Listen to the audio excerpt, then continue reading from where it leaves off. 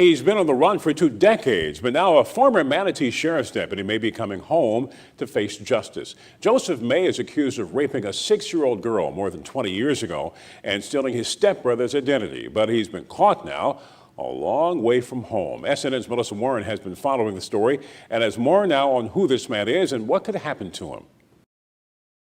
We got some information earlier this year that he was possibly living in Alaska under a different name, and FBI in Tampa contacted FBI in Anchorage, and the FBI in Anchorage then contacted Social Security Office of the Inspector General.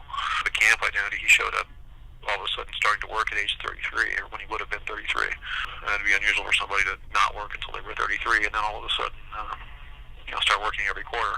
So it's a pretty good red flag. That red flag is one former Manatee County Sheriff Charles Wells says his agency, along with U.S. Marshals, searched years to find. We looked for him. We had information that he was possibly in Tennessee, and after a while just lost track of him. To my knowledge, never once heard that he was anywhere near Alaska. Wells says he hardly knew May when he was a road patrol deputy. He was arrested after he became a deputy for the crime that he committed before he became a deputy. So obviously, he was able to slide through the cracks on the background investigation. He was polygraphed, but those are not foolproof, and sometimes people do slide through.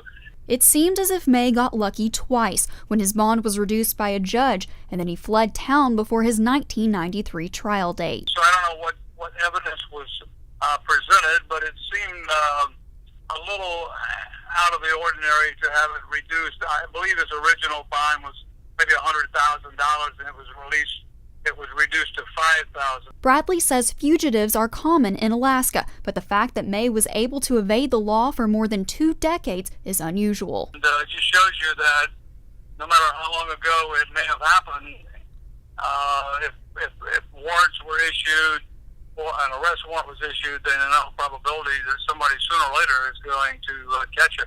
In Sarasota, Melissa Warren, SNN, the Suncoast News Network. Now, firearms were found in his home and car at the time of Macy's arrest, which he's not legally allowed to possess as a fugitive. More charges are pending.